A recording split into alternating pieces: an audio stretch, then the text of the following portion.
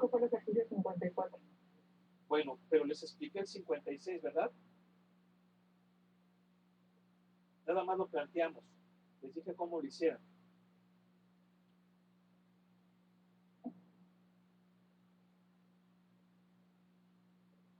Del 56, creo que no, pero no del 54. Por eso, pero les platiqué cómo era el 56. Pregunto. No. A ver, rápidamente, vamos a plantear el 56. A ver, díganme, por favor, ¿cómo es? Es integral definida de 0 a 3.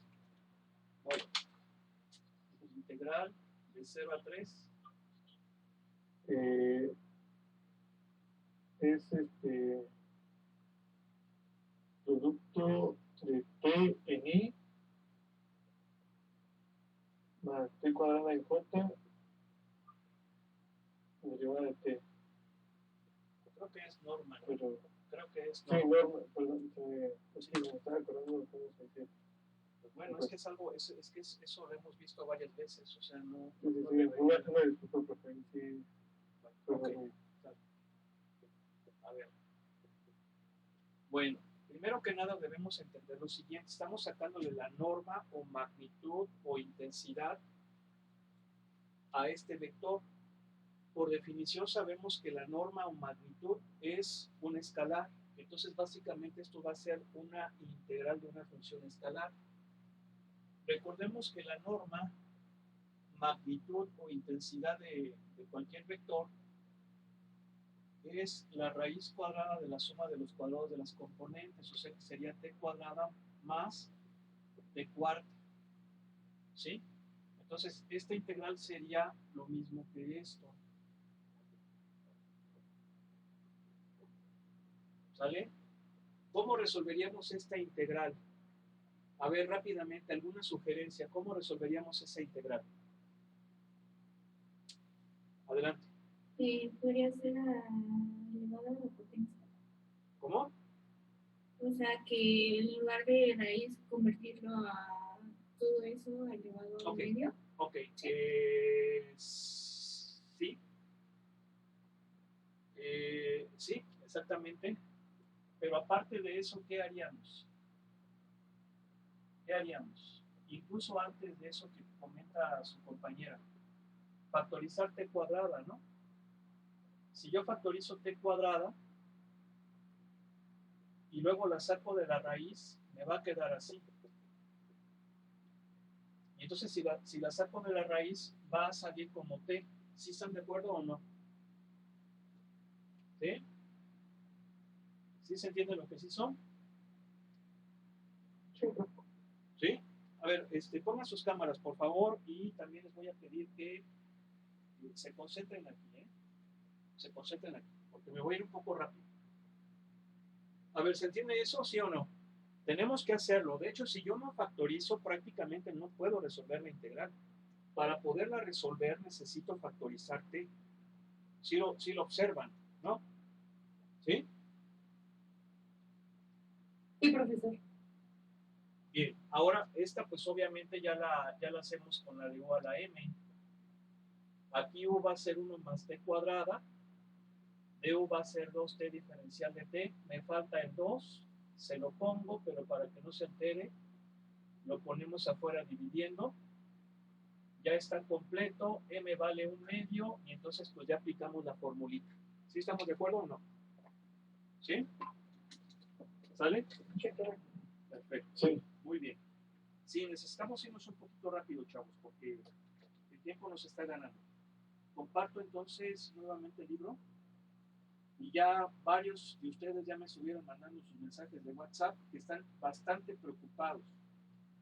Ya me dijeron, muchos de ustedes están muy preocupados porque quieren ver integrales múltiples. Y dicen, profesor, ¿cómo le vamos a hacer? Yo quiero que veamos integrales triples y ya se nos está yendo el tiempo. Entonces, pues sí, hay que echarle toda la velocidad, ¿sale? No oigo. Sí. Bueno, a ver, vamos a hacer uno del 57 al 62.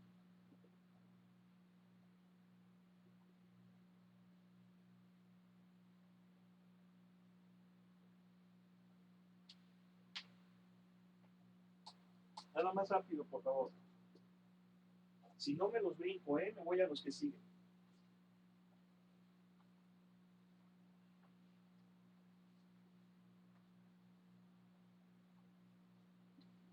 El segundo, profe.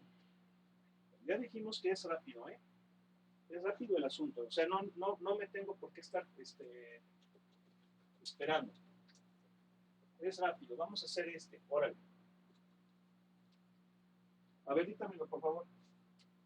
Es R doble derivada del T. R biprima vector de T. Igual a menos 4 coseno de T en J. ¿No tiene ni? No tiene ni. Ok. Menos 3 seno de T en K, Ujú. coma, Ok. R prima de 0 igual a 3K, R prima de 0 igual a 3K. coma, R de 0 igual a 4J. A 4 en J. Ok, muy bien. Bueno, fíjense bien. Hay que entender qué es lo que vamos a hacer.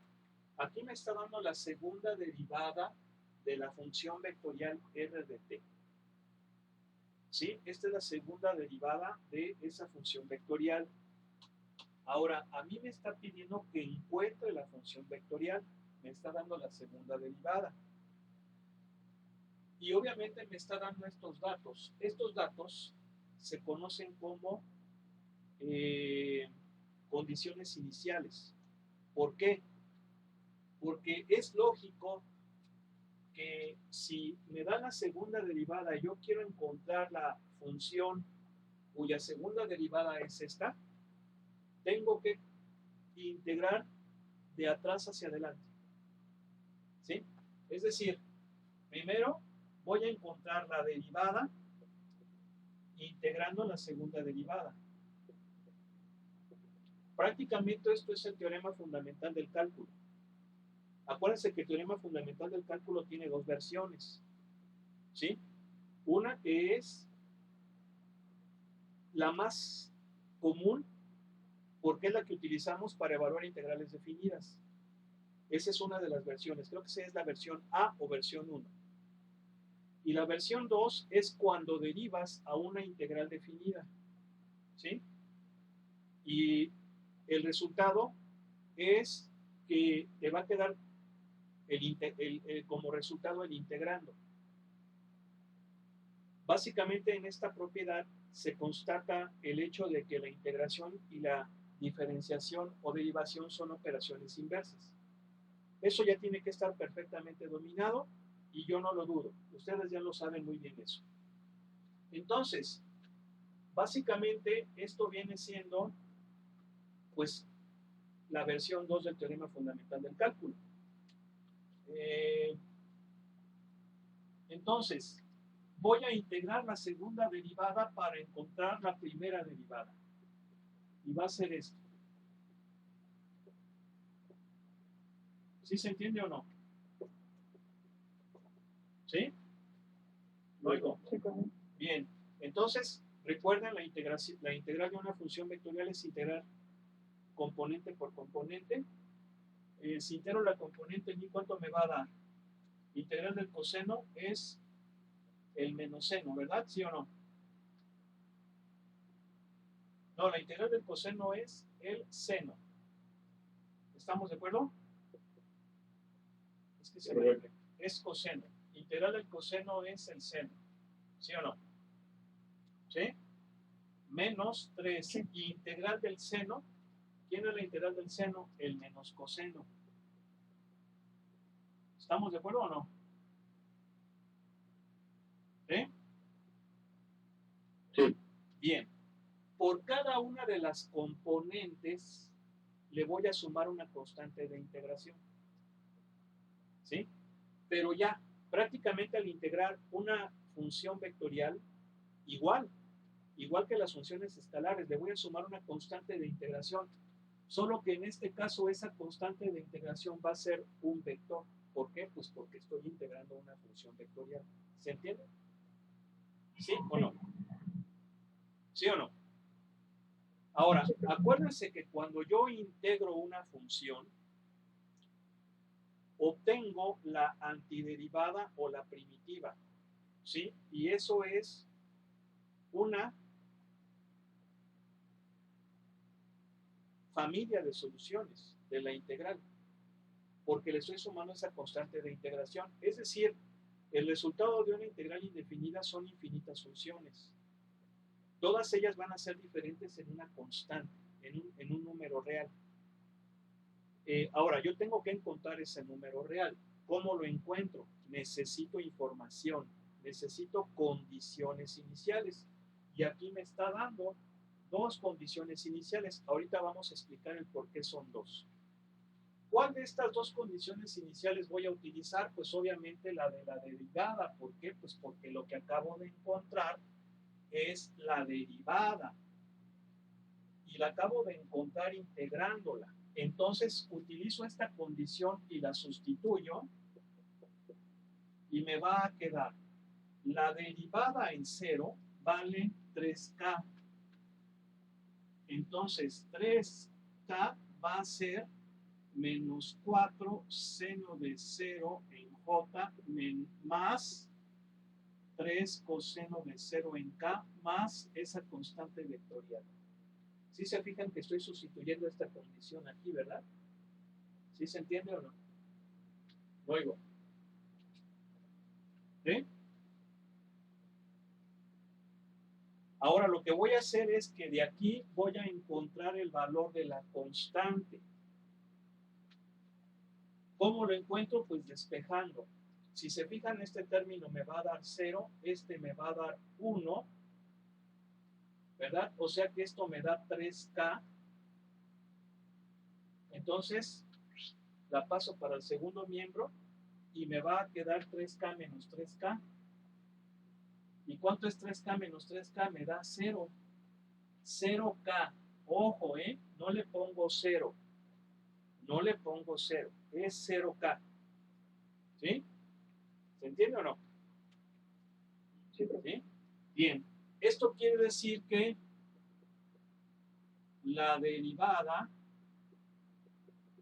es menos 4 seno de t en j más 3 coseno de t en k, más 0 en k. Si le sumo más 0 en k, pues me va a quedar así. ¿Qué es lo que acabo de hacer? Encontrar de estas infinitas antiderivadas una de las infinitas que cumple esta condición. Ahora, ¿qué es lo que voy a hacer? Integro la derivada para encontrar la función vectorial.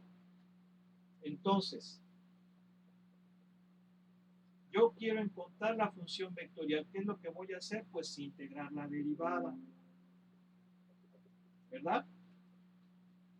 Y pues ya la pongo. De hecho, fíjense cómo tuve que primero encontrar el valor de la k, perdón, el valor de esta constante vectorial, porque de otro modo, pues, estaría pues encontrando la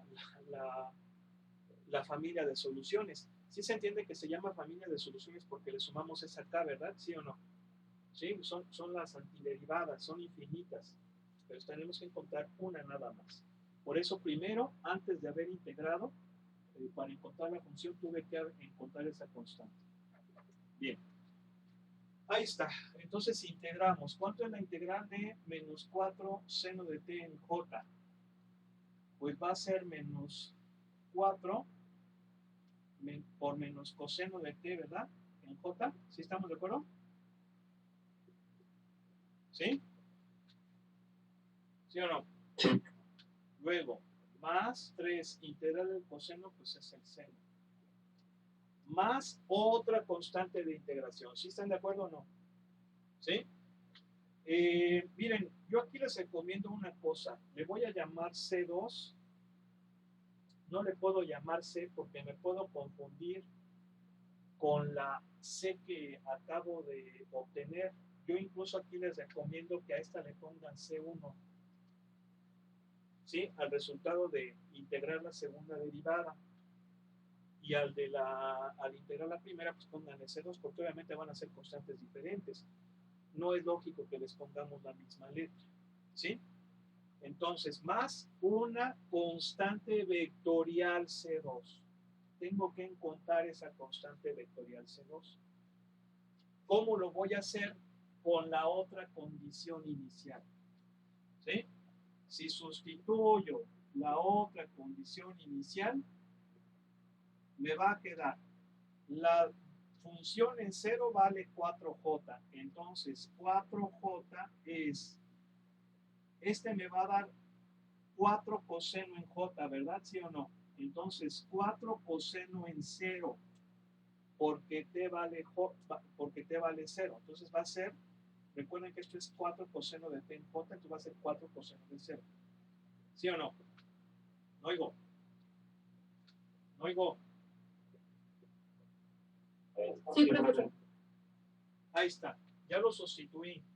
Lo que voy a hacer es encontrar la constante vectorial 2, despejándola.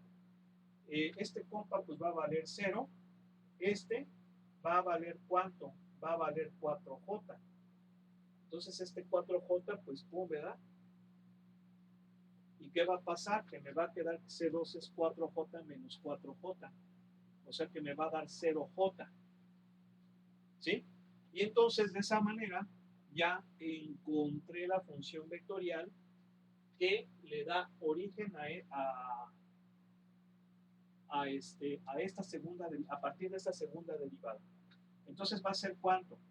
Va a ser 4 coseno de t en j más 3 seno de t en k más C2, pero C2 me dio 0j.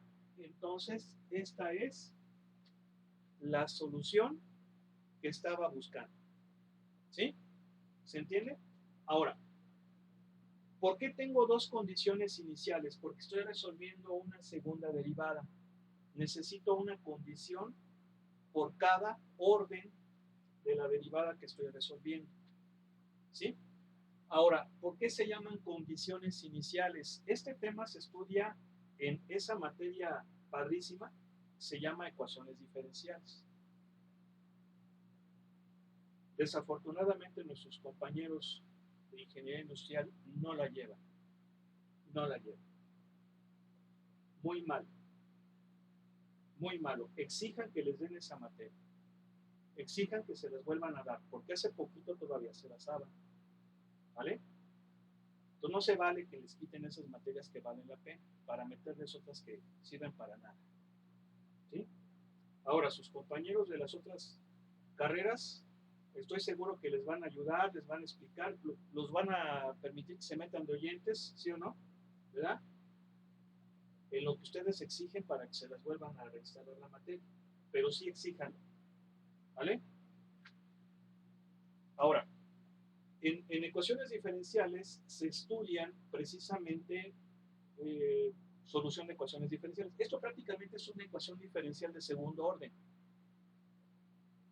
Y yo para resolver una ecuación diferencial de segundo orden, de hecho esta es muy sencillita porque vienen siendo por variables separables, necesito, si voy a sacar una solución particular, dos condiciones iniciales. Ahora, las condiciones iniciales están evaluadas en el mismo valor de la variable, en este caso el parámetro t igual a 0, observe, esa es una condición para que sean valores iniciales, pero aparte que estén evaluadas en las derivadas de orden 0, de orden n-1. Como es una derivada de segundo orden, tiene que ser primera derivada y derivada de orden 0, para que sea un problema de valor inicial. De otro modo será un problema de valor en la frontera. Entonces, exijan que les den esa materia porque se están perdiendo de algo excelente. No oigo. No oigo.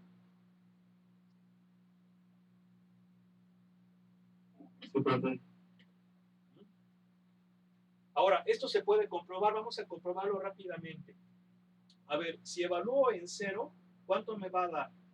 Me va a dar 4j más 0. Ahí está, 4j. Vámonos con la derivada. Si la evalúo en 0, ¿cuánto me da? Me da 3 en K. Ahí está. Y ya para comprobarla bien, la derivo 2 veces. A ver, vamos a hacerlo. Primera derivada. ¿Quién sería la primera derivada? Sería menos 4 seno de t en j más 3 coseno de t en k. Segunda derivada. La segunda derivada va a ser menos 4 coseno de t en j menos 3 seno de t en k. ¿Esto es lo que está aquí? Sí. Está bien. ¿Se entendió o no?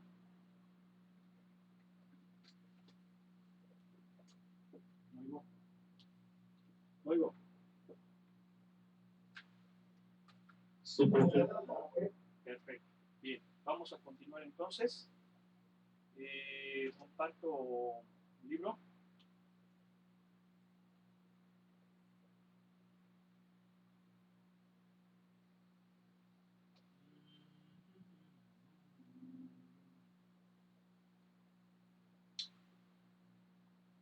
Vamos a comprobar. Miren, estas comprobaciones, estas demostraciones me van a ver, escójanse, seguramente, a ver, ¿cuál de aquí se escogería? De la 67 a la 72. Rápido. La 72. La 72, eso me parece bastante bien. Efectivamente, pero si la queremos comprobar ahorita, me voy a tardar, yo creo que 15 minutos, 20 minutos. Entonces, ¿qué es lo que vamos a hacer? Ya me dijeron que quieren la 72.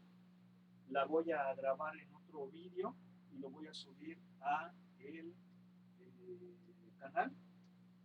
¿Y para qué? Para que ahorita continuemos con lo otro.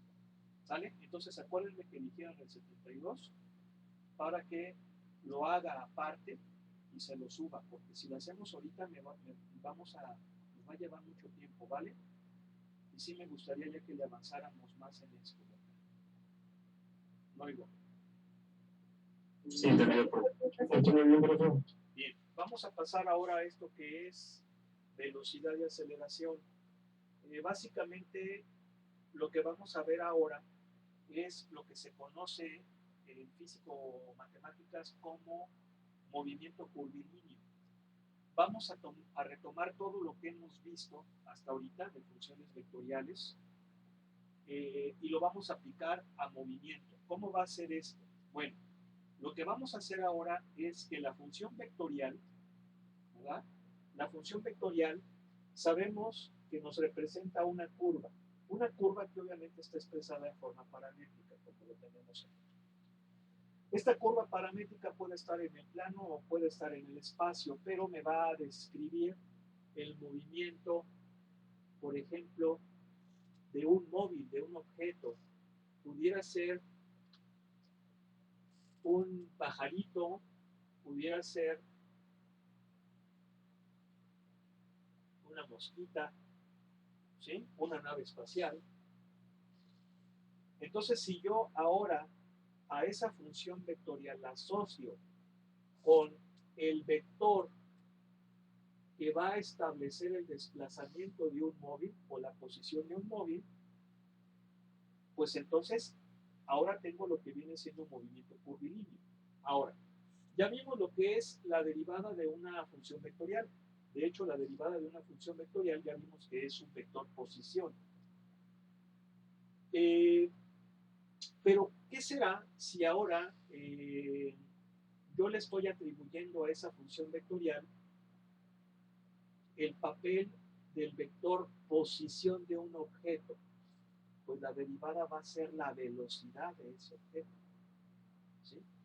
Y la magnitud o norma de ese vector velocidad va a ser la rapidez del objeto.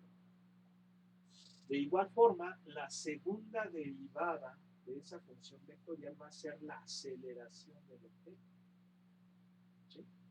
Entonces, observen cómo prácticamente todo lo que hemos visto lo vamos a traducir ahora a movimiento. Por eso es que este tema se conoce como movimiento curvilíneo. Aquí está básicamente lo que yo les acabo de expresar.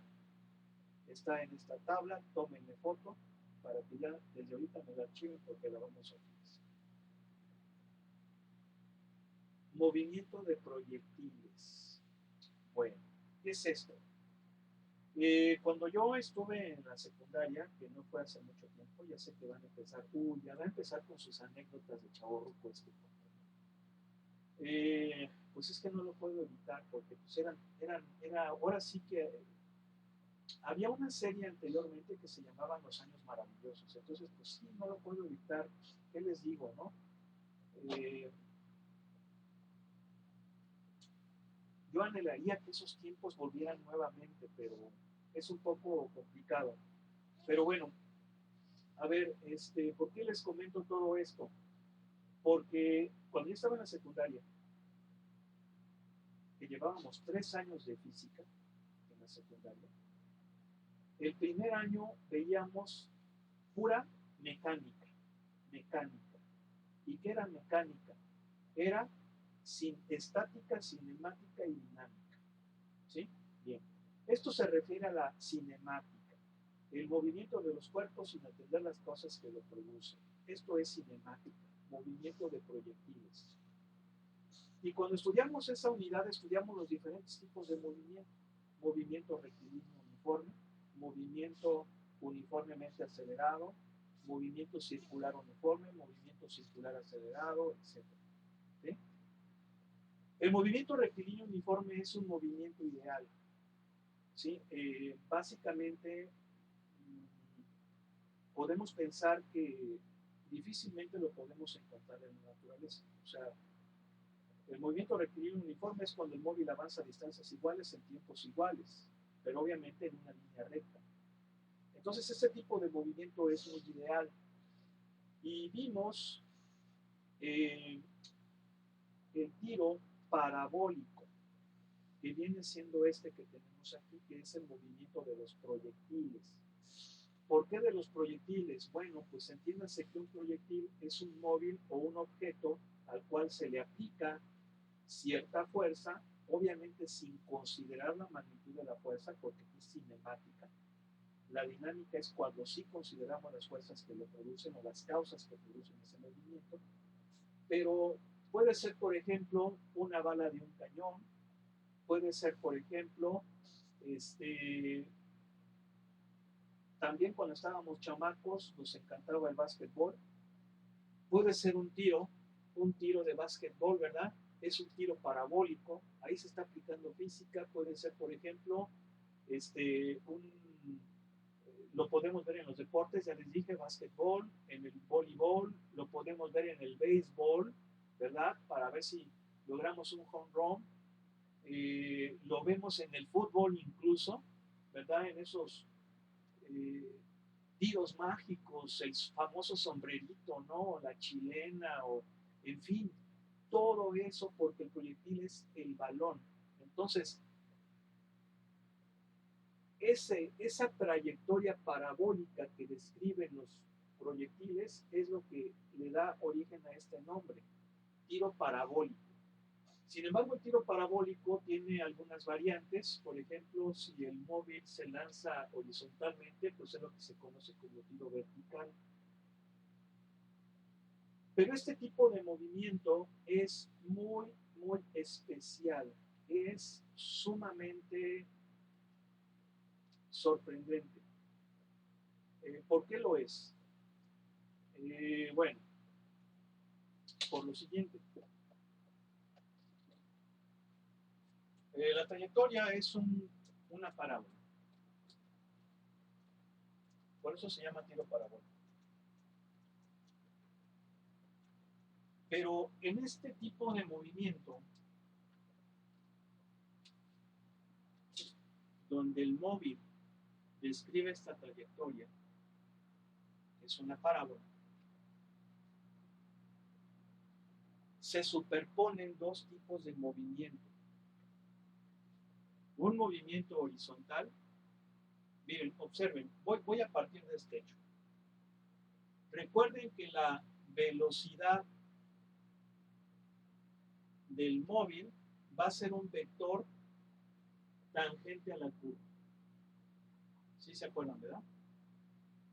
¿Sí o no? No oigo. Sí, profe.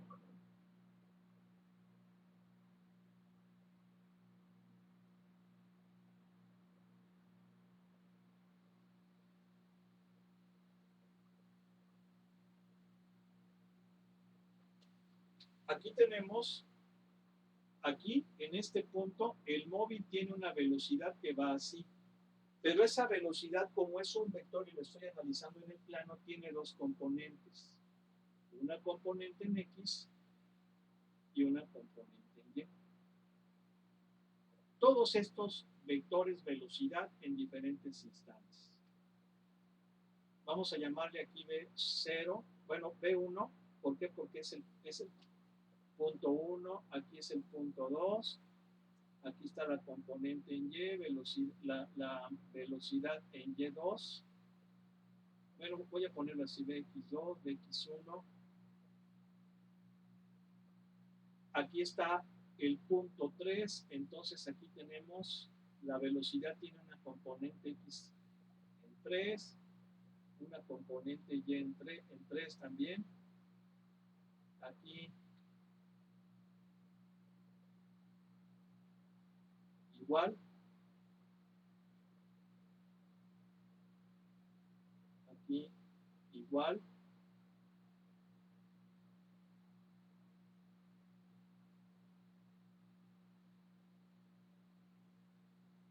Aquí igual. Punto 6. Aquí igual. Suponiendo que es el punto 7. BY7. BX8. BY8. ¿Sí? Y así sucesivamente. ¿Están de acuerdo, verdad? Esto es álgebra vectorial. Recuerden que todo vector en el plano tiene una componente horizontal y una componente vertical. ¿Sí o no? No oigo. Sí, profe. ¿Nada más estás tú? ¿Dónde están los demás? No, profe, aquí estamos.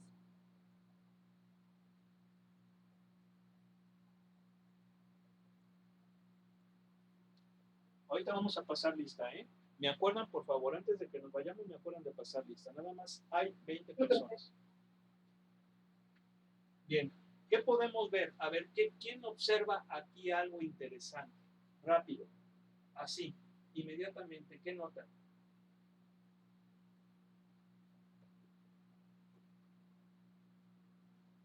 Es una parábola invertida. No, como que una parábola, bueno, una parábola que se abra hacia abajo. Es lógico, ¿verdad? No puede ser una parábola que se abra hacia arriba. Se supone que es un tiro de proyectiles. Pero hay otra cosa interesante. A ver, ¿alguien más?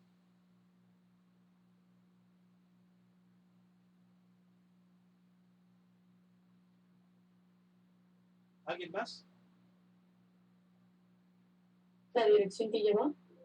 ¿Cómo la dirección que lleva? Sí, el sentido en el que sube y tiene que bajar. Y las posibles direcciones como lo tienen las demás. Bueno, que las componentes en X siempre tienen el mismo sentido, ¿verdad? Siempre tienen el mismo sentido. Y las componentes en Y, en la parte donde sube, tiene componente hacia arriba, o sea, es positiva, pero en la parte en que baja el móvil, van dirigidas hacia abajo, tiene sentido negativo. ¿Sí lo observan o no?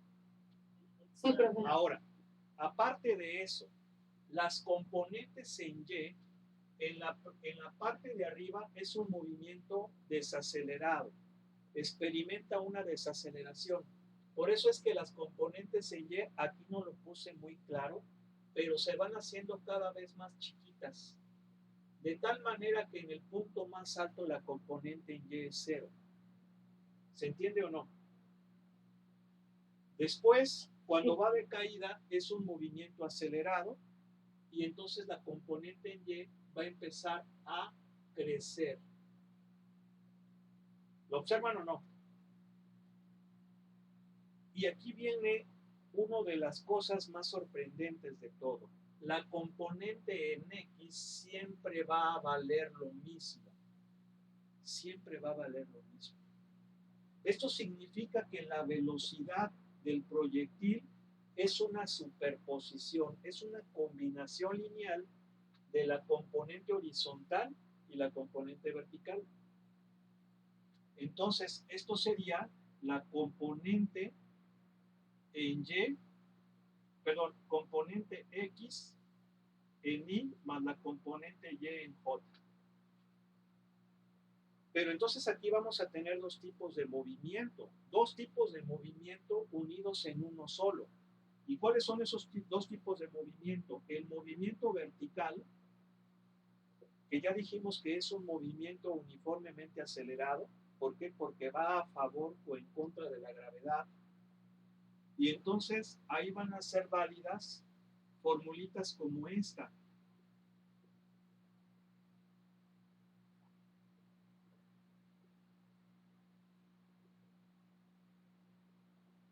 ¿Sí? Mientras que el movimiento horizontal va a ser un movimiento constante. Por lo tanto, ahí la velocidad es así. Distancia sobre tiempo. ¿Sí estamos de acuerdo? Eso es algo muy sorprendente. ¿Sí? Ahora, este tipo de movimiento fue estudiado pues desde la antigüedad. Aquí hay que decir que quien nos dio una primera aproximación de este tipo de movimiento, aunque con un error, fue Aristóteles. Aristóteles pensaba que el movimiento de los proyectiles eran de esta forma y cuando llegaba a la altura máxima caía.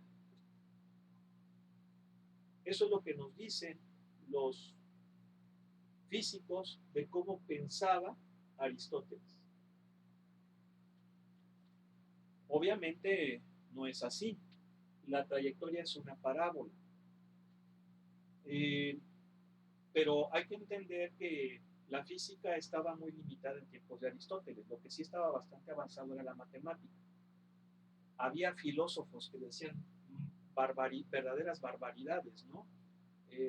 Nos puede parecer que la idea de Aristóteles pues era bárbara. Bueno, sí era errónea, pero hay que decir que de los filósofos y pensadores más grandes y más acertados de toda la historia, uno de ellos ha sido Aristóteles, ¿sí? Ahorita hay muchos que han dicho muchas barbaridades, sobre todo los de los últimos 200 años o 300 años. Esos son los que más han dicho barbaridades. Entonces, aguas con otras cosas. Y aquí sí me gustaría decir algo muy interesante.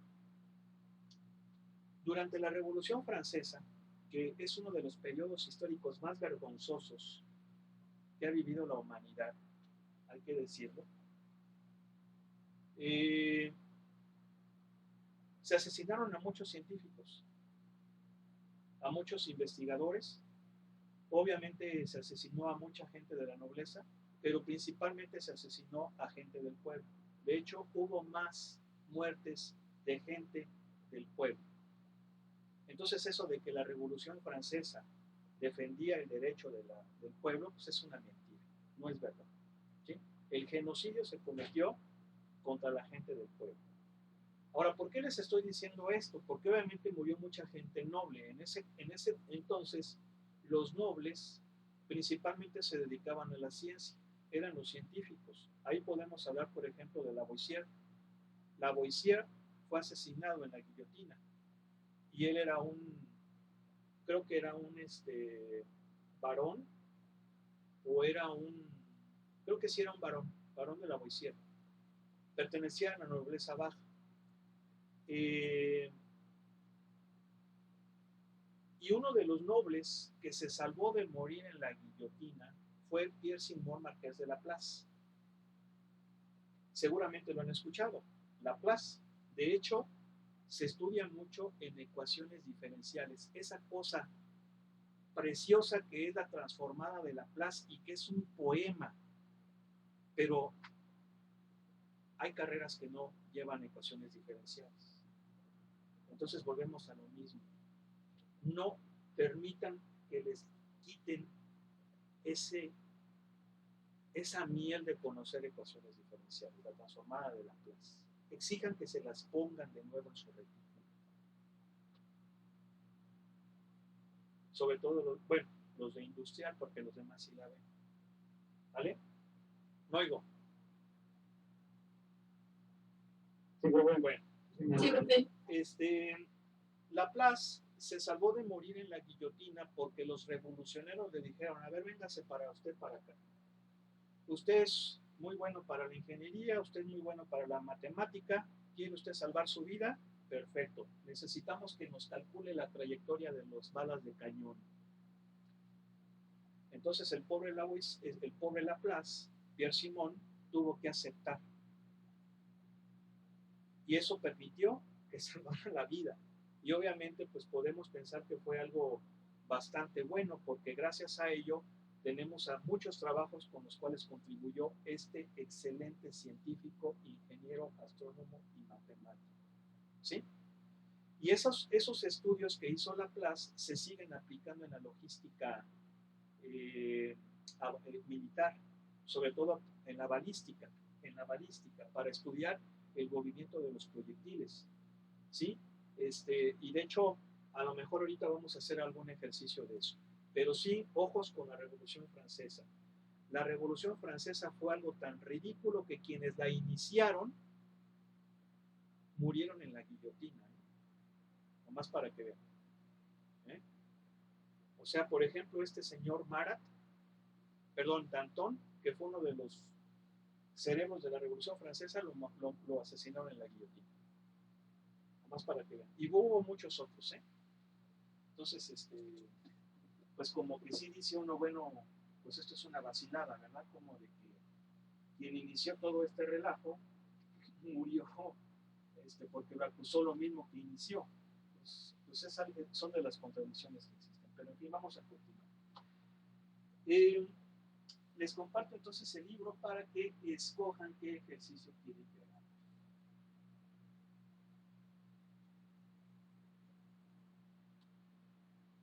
Vamos a hacer primero uno de tiro parabólico, ¿vale? Díganlo. Del 25 al 28. Escojan si uno. Sale.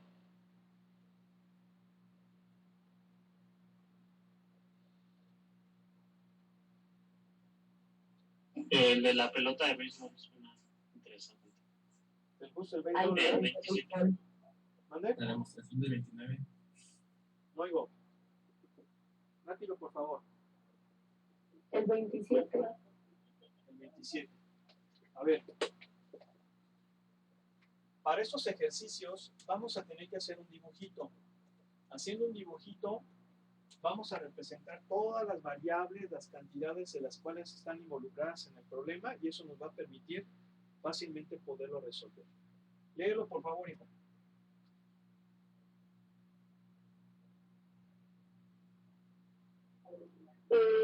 Una pelota de béisbol es golpeada 3 pies sobre el nivel del suelo. Se aleja el bate con un ángulo de 45 grados y es cachada por un jardinero a 3 pies sobre el nivel del suelo y a 300 pies del plato de lanzamiento. ¿Cuál es la rapidez inicial de la pelota y qué altura alcanza? A ver, entonces, el bateador golpea la pelota con un ángulo de 45 grados, obviamente va a ser un movimiento parabólico. La pelota la recibe un catcher o otro jugador, ¿verdad? El cual se encuentra a una distancia de ¿cuánto? 300 pies. 300 pies. Después, ¿qué más? Es lanzada la pelota desde una altura de 3 pies, ¿verdad? ¿Sí? Sí, profe. Y es recibida por un jugador que se encuentra también a 3 pies. ¿Sí están de acuerdo? ¿Sí dice así? Sí, profe. Sí, profe. Ok. Ok. ¿Cuál es la rapidez inicial de la pelota y qué altura alcanza? O sea que hay que encontrar la velocidad, bueno, la rapidez. Acuérdense que la rapidez es la magnitud de la velocidad, pero básicamente aquí está el dibujo. ¿Se entiende o no se entiende? No oigo. Sí, profe.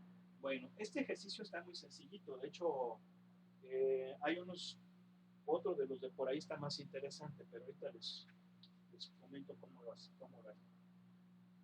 Bueno, aquí hay que analizar una cosa. La pelota es lanzada tres pies sobre el suelo. Podemos entender que viene siendo la altura con respecto del piso donde el bateador golpea. ¿Sí? Son 3 pies. ¿Sí? Podemos pensar que es la altura, ¿verdad? La altura con respecto del suelo donde el bat golpea. Es decir, casi sería la altura del jugador, del bateador. ¿Se entiende o no? Sí, profesor. Bien. Sale la bola, la cacha un jugador, pero la cacha también a 3 pies. O sea que el jugador, básicamente, pensemos que hizo esto, entonces pensaríamos que el otro jugador también mide 3 pies. Serían conjeturas que pudiéramos suponer. Pero aquí lo interesante es que es lanzada 3 pies sobre el nivel del mar y sobre el nivel del piso y recibida o cachada 3 pies también sobre el nivel del piso. Es decir, la trayectoria parabólica de la pelota sale de la misma altura, del mismo nivel y llega al mismo nivel. ¿Se entiende o no? ¿Sí? Sí. Sale del mismo nivel. Entonces podemos pensar que es nivel 0. ¿Por qué? Porque de donde sale y de donde llega es lo mismo. Entonces ese 3 pies en realidad no nos sirve de mucho. Si dijera, sale de 3 pies y llega al suelo, ahí sí ya hay diferencia. Porque entonces llegó menos 3 pies de donde inició. ¿Se entiende o no?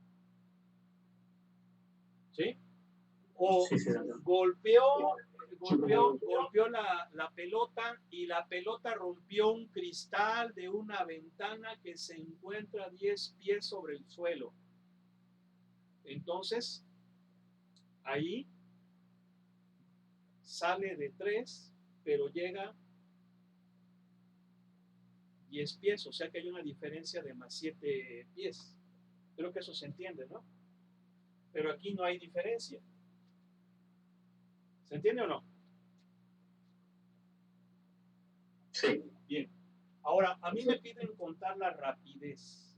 Bueno, pues vamos a encontrar la rapidez o la velocidad con la cual la lanzamos. ¿Cómo le vamos a hacer? Bueno, primero que nada voy a sacar las componentes horizontal y vertical de la velocidad. La componente en X de la velocidad, esta siempre va a ser la misma, ya lo explicamos.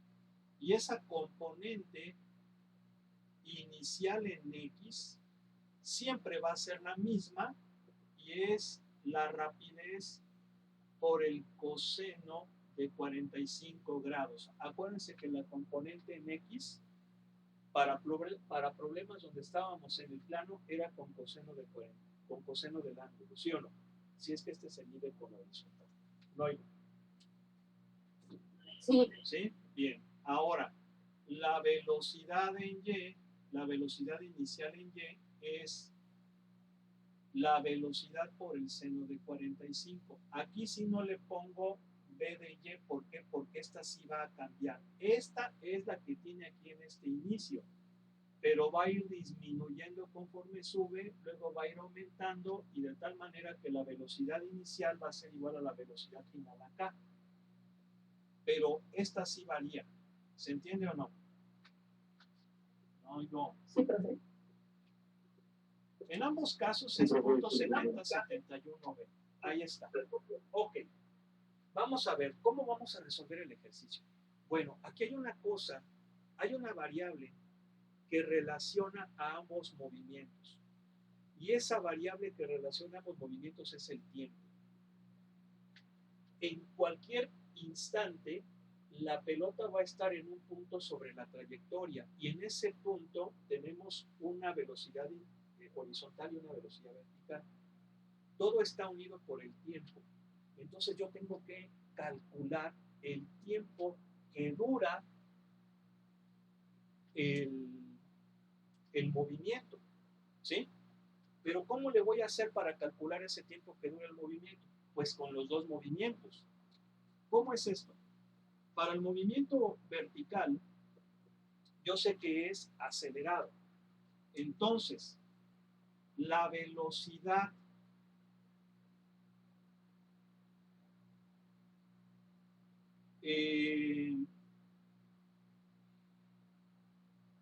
bueno,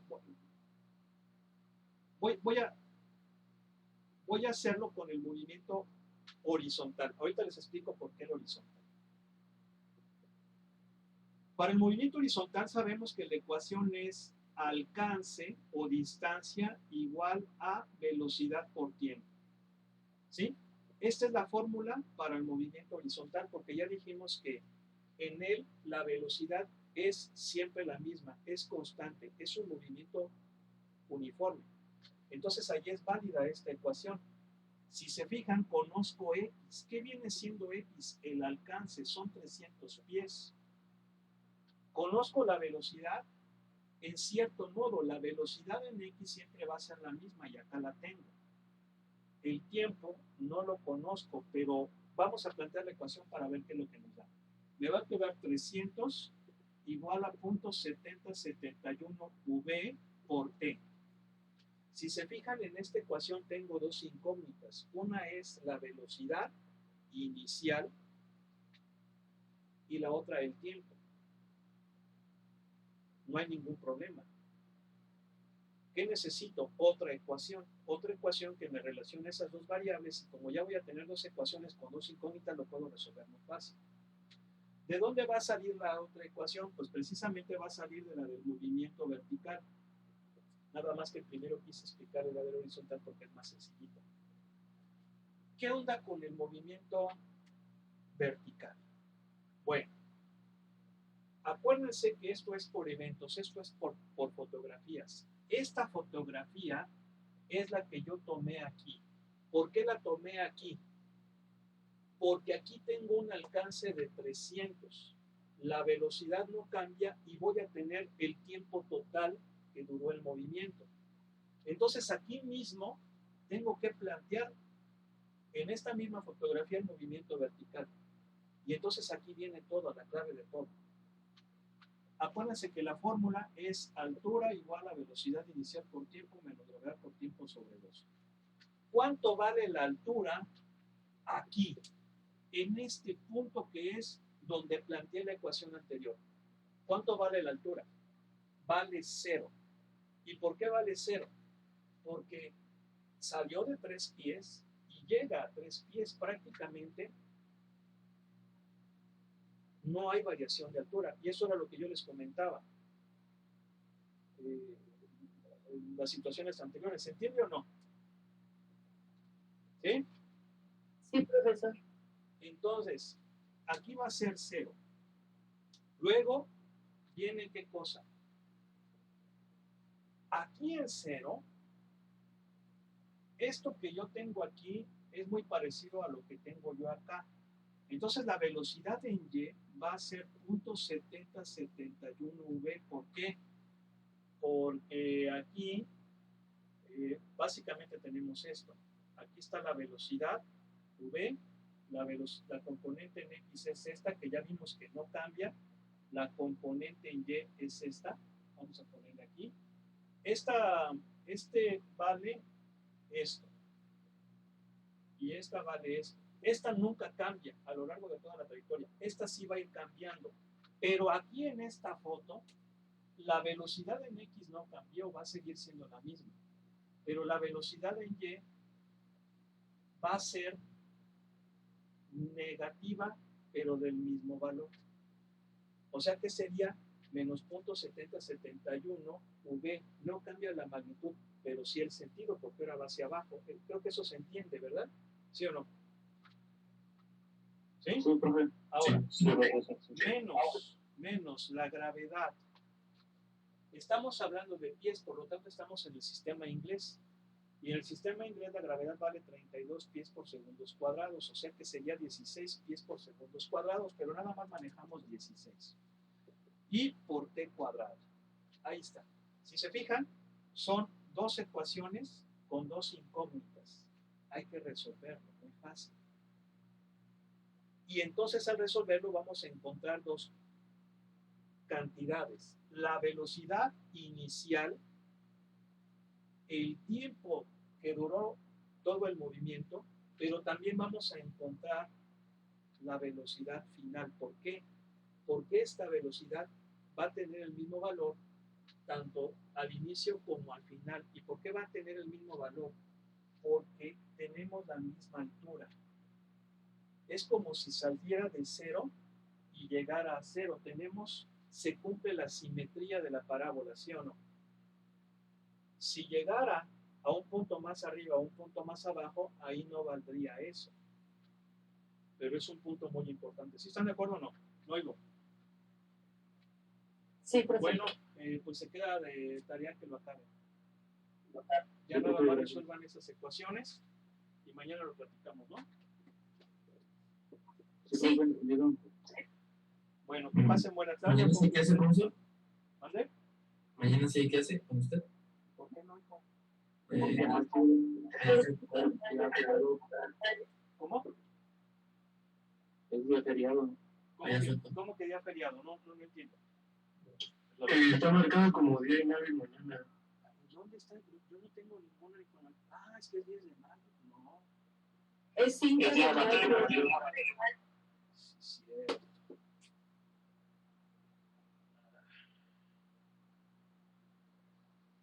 Yo voy a tener, miren, es que estoy muy preocupado, de veras. Yo vi a muchos de sus compañeros muy estresados porque tienen ver, y yo también quiero que veamos integrales triples. Entonces yo creo que aquí, bueno, si el reglamento dice que es feriado, pues no puedo yo dar clase, pero voy a hacer clase extra, la voy a grabar y se las voy a subir. Entonces ustedes la van a tener que ver, porque si no, nos vamos,